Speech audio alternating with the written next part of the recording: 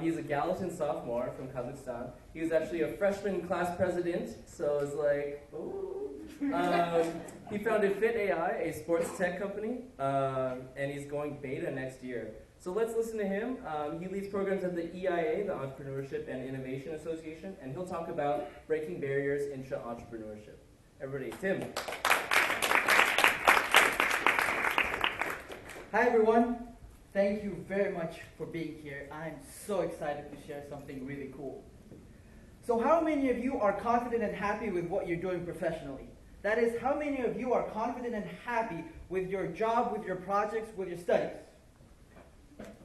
How many of you are excited to write that new resume, to edit your LinkedIn page, and to prepare for that daunting interview? So I'm here to talk about an alternative, a perhaps scary yet exciting, cool opportunity. An opportunity of which you might have not been aware of. An opportunity for which you thought you lacked skill and confidence. An opportunity in the world of entrepreneurship. Now, college students traditionally think of startups are cool, but the facts are pretty daunting. You have to find a great idea, good co-founders, and a lot of money. But even then, 90% of startups fail, as they say. However, we're at the brink of 3 powerful shifts in entrepreneurship that are breaking barriers and making it unprecedentedly easier for you to start companies. That is a shift in value, a shift in methodology, and a shift in infrastructure. So firstly, value. More and more founders and investors are simply recoiled by the idea of just making a buck. They're compelled by creating products and services that actually solve problems and create value.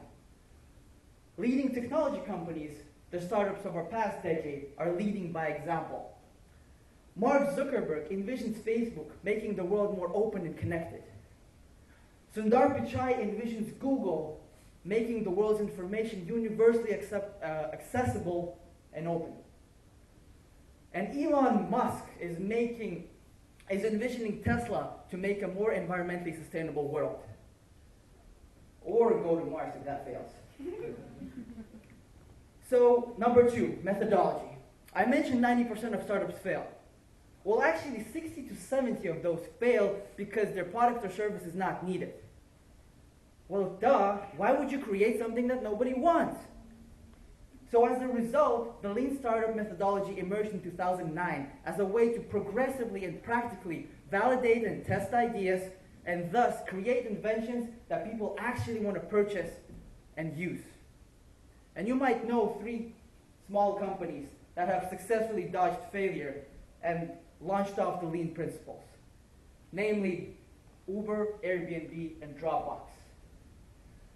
Last but not least, infrastructure. Universities and colleges are pouring tons of resources into supporting student entrepreneurs. Nationwide, there are more than 5,000 courses dedicated to entrepreneurship.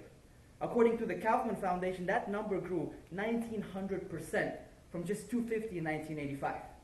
And the best part for you, 123 of those are taught at NYU. A majority of colleges complement education with practice by hosting competitions and programs that provide hands-on mentorship, award cash, as well as different other prizes.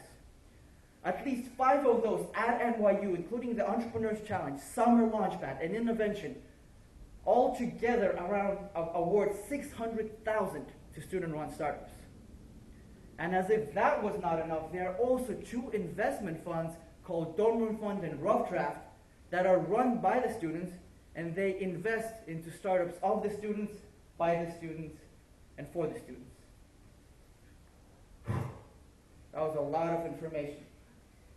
In my full TED talk, however, I want to explore each of these shifts a little bit in more detail.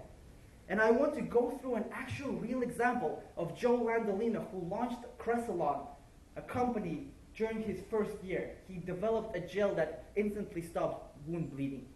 And then I want to go into a specific step-by-step example of how can you launch a company while still being in school. But That said, if you completely zoned out in the past 5 minutes, I want you to remember one thing, or several. You actually don't have to follow the traditional path, the traditional career path in college. You can choose the exciting journey of entrepreneurship. A journey that doesn't have to be motivated by money. A journey that doesn't have to be filled with risk. A journey that doesn't have to be lonely. So I encourage you to go out, take your ideas that never sleep,